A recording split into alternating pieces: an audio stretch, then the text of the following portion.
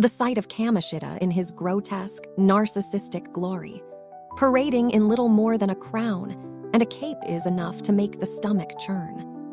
You feel Anne's frame trembling beside you, her breath hitching in a mix of disgust and deep-seated trauma.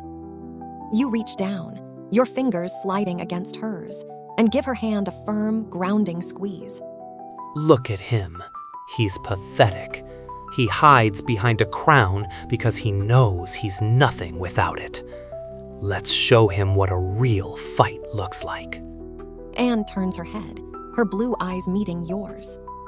The reflection of the king's golden light flickers in her pupils, but the fear that once clouded them is being incinerated by a sharp, focused resolve. She doesn't pull away. She leans into your touch for a fleeting second, drawing strength from your proximity. You're right. He's not a king. He's just a sad, sick man playing dress-up with our lives. I'm ready, Wyndra. Let's finish this. That's the spirit. His ego is his greatest weapon, but it's also his biggest blind spot. If we strike now while he's distracted by his own reflection, we can cripple his defenses before the main guard arrives. The shadow Kamishita laughs, a booming, hollow sound that echoes off the fleshy walls of the throne room. He raises his scepter, admiring the way the light glints off the golden volleyball. I am the center of this world. Everything here exists to serve my glory. The students, the school, all of it is mine to use as I see fit. You tighten your grip on the golden cleaver, the weight of the heavy blade a comforting anchor. The balcony is roughly 15 feet above the throne room floor, a dangerous jump, but one that would put you directly behind the distracted king. Anne looks to you, her hand already reaching for a heavy velvet curtain she could use to swing down.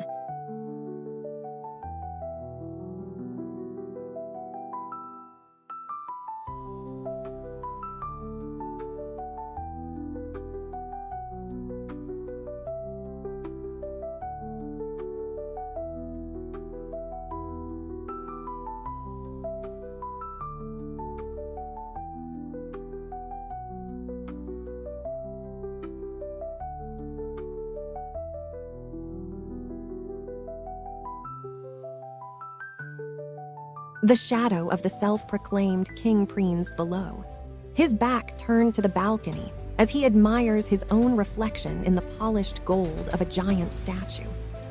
You don't aim for him. You aim for the source of his flickering, sickly light. You step onto the marble railing, the golden cleaver raised high above your head. Time to turn the lights out, Your Majesty.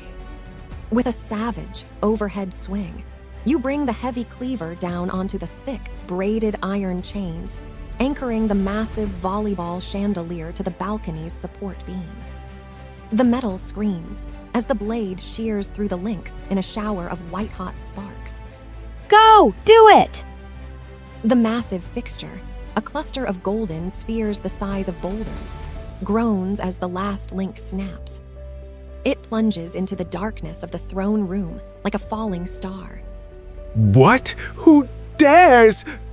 The king barely has time to look up before the ton of gold and crystal slams into the floor behind him. The impact is seismic, shattering the marble dais and sending a shockwave through the room that knocks the cowering shadows off their feet. Kamishita is thrown forward by the blast, his ridiculous red cape fluttering as he face plants into the red carpet, the golden scepter skittering away across the floor. Bullseye! His crown is quickest and his dignity is in the gutter. Move, move, move! You don't wait for the dust to settle. You vault over the railing, using a heavy velvet banner to slow your descent before dropping the final 10 feet to the throne room floor. Anne follows suit, her pigtails whipping as she lands gracefully beside you, her eyes wide with the thrill of the strike. Kamishita pushes himself up, his face livid with a mixture of shock and bruised ego. His crown has fallen over one eye, and his pink Speedo is smudged with soot. He looks less like a king and more like a cornered animal. You filthy little rats. You think you can walk into my castle and touch me? Kamishita stands, his muscles bulging as his golden aura flares with a violent, violet intensity.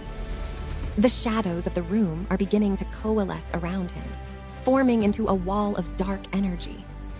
He reaches out his hand, summoning the scepter back to his grip with a surge of cognitive will.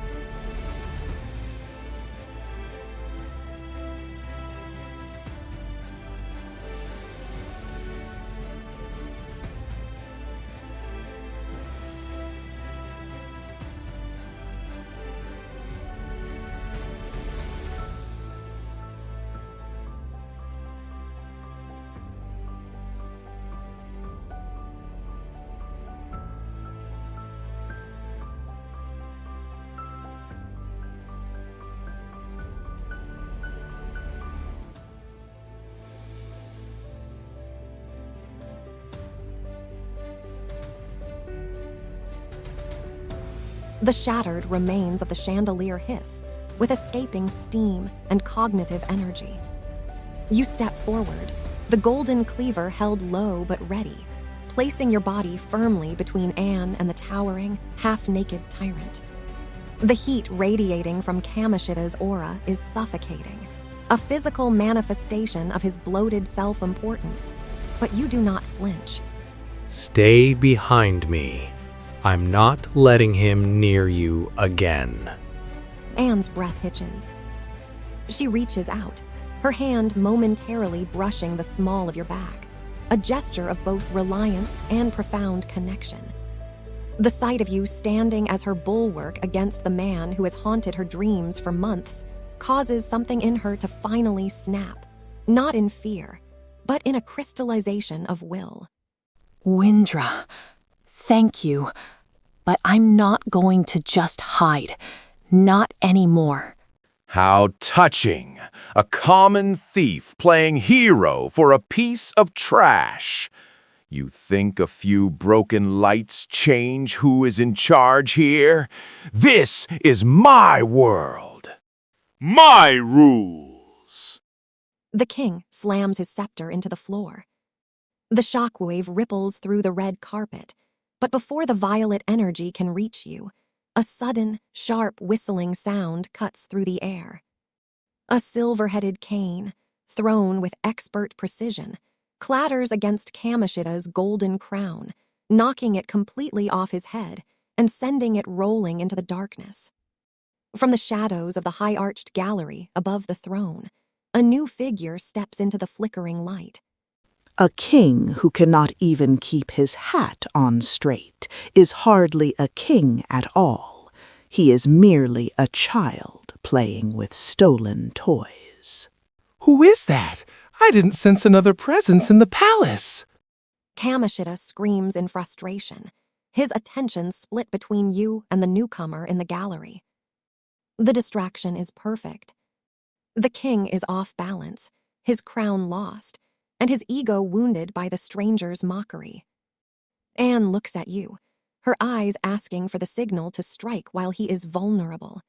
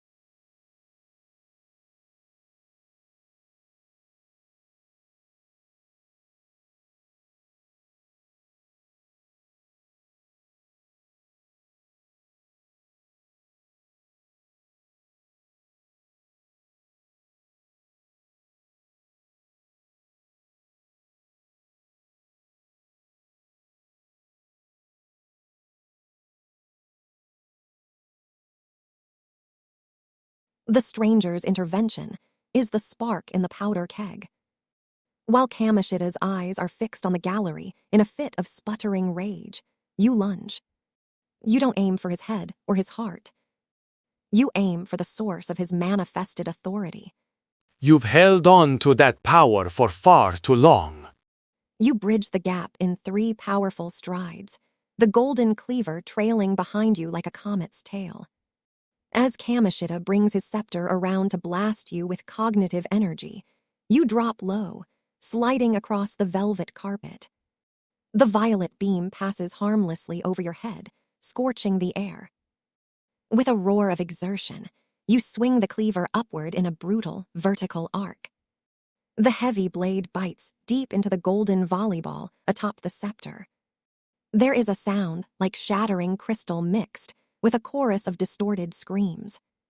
The scepter fractures, the golden plating peeling away to reveal a core of rotting, black wood before it explodes into a cloud of acrid smoke.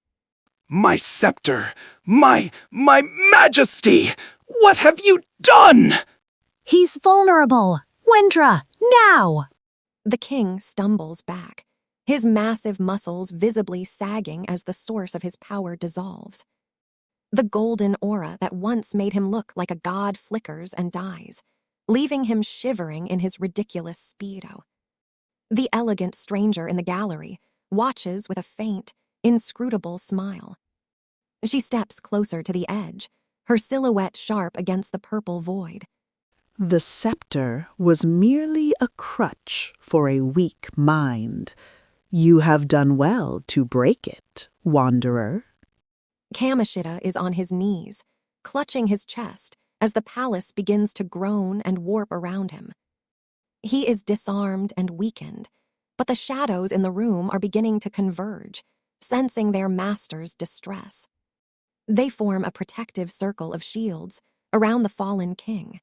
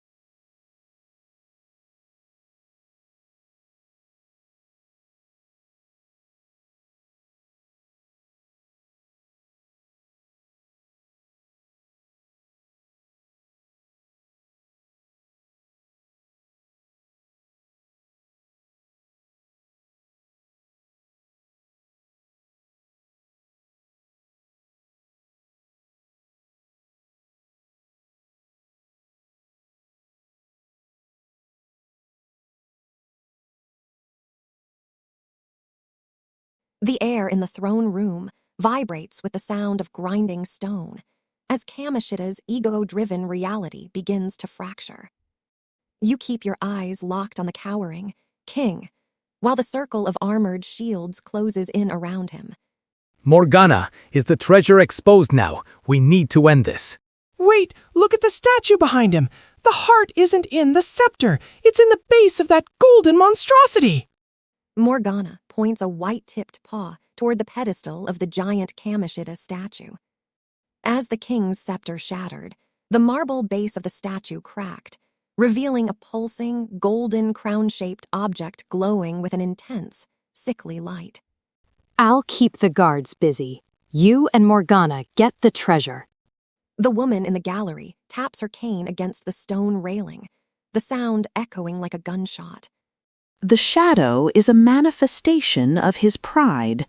To take the treasure is to force him to face the reality of his own wretchedness.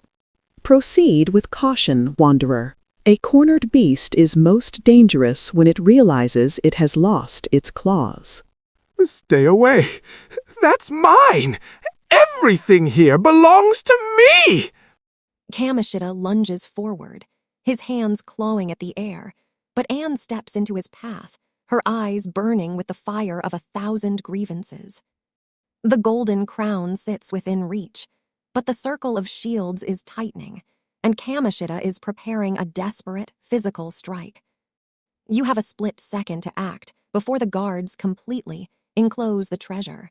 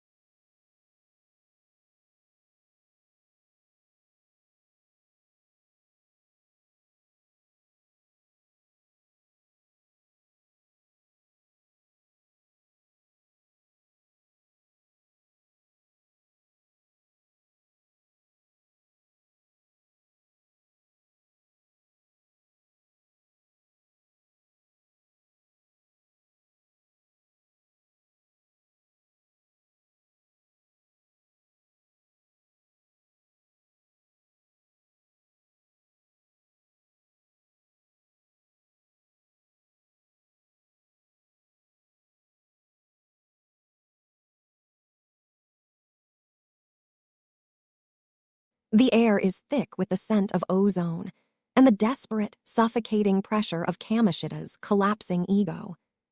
You see the opening, a narrow gap between the overlapping tower shields of the palace guards. You don't hesitate, your muscles coiling like a spring. Morgana, cover me! Anne, don't let them close that gap! You sprint toward the wall of steel. At the last possible second, you plant your foot on the rim of a fallen guard's shield and launch yourself into the air. Time seems to slow as you soar over the red-eyed sentries. Below you, Kamishita's fingers are inches away from the pulsing golden crown. No! It's mine! My glory! Your fingers close around the cold, heavy metal of the treasure mid-flight. The moment your skin makes contact, a jolt of pure, distorted emotion surges through you, arrogance, lust, and a crushing sense of entitlement. You land in a roll on the far side of the pedestal, clutching the crown to your chest. The effect is instantaneous. The golden statue of Kamishita behind you begins to crumble, the marble cracking and sloughing off like dead skin. The palace guards flicker like dying light bulbs before dissolving into black sludge. You got it! The treasure is ours! The palace is destabilizing! We have to move now! Anne stands over the now shriveled shadow Kamishita, who has collapsed into a heap of pathetic, sobbing misery, his regal cape now nothing more than a tattered rag. It's over, Kamishita. You have nothing left to hide behind. The elegant stranger in the gallery looks down at you, her gray eyes reflecting the swirling violet void as the ceiling begins to fracture. A daring theft, wanderer, but the exit is closing. I suggest you run before this distorted dream becomes your tomb. The castle is groaning, stones falling from the vaulted ceiling as the reality of the palace begins to dissolve without its core. Kamishita is weeping at your feet, his shadow form flickering. Anne looks at the exit, then back at the broken man, her expression conflicted.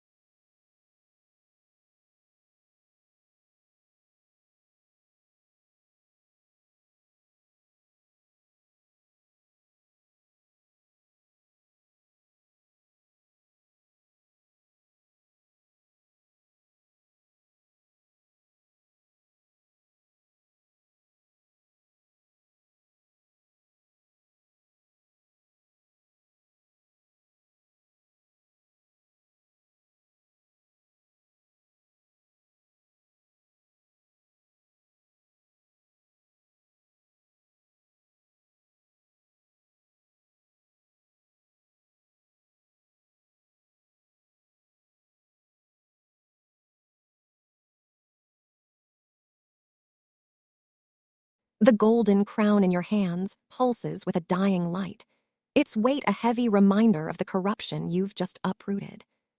Around you, the throne room is weeping. The red velvet curtains turn to ash, and the stone walls ripple like liquid. You turn to Anne, a daring smirk playing on your lips despite the chaos. I told you we'd burn it down. Ready for a fast exit, Anne? Anne looks up from the pathetic, sobbing heap that was once a king. The fire in her eyes catches the light of the dissolving palace, and for the first time since you met her, she looks truly free. A genuine, breathless laugh escapes her as she reaches out and takes your hand, her grip tight and electric. With you? Always. Let's get out of here before the roof comes down. Less flirting, more running. The cognitive collapse is accelerating. Follow me! The shadow of Kamishita is swallowed by the collapsing floor, his cries of "my glory," fading into the abyss as the throne room disintegrates. You, Anne, and Morgana sprint toward the narrow servants' passage, the floor tiles shattering behind your heels. A sickening lurch of vertigo twists your stomach as the purple void is replaced by the crisp, cool air of a Tokyo evening. You stumble out onto the pavement, the weight of the crown gone, replaced by a strange, metallic medallion in your pocket. We're back. It's like it never happened. It happened. The treasure is secured. Now we just have to wait for the change of heart in the real world. The adrenaline is still humming through your veins. Anne stands close to you, her shoulder brushing yours as the evening breeze stirs her hair. The setting sun paints her skin in soft gold, and she looks at you with an expression that transcends simple gratitude.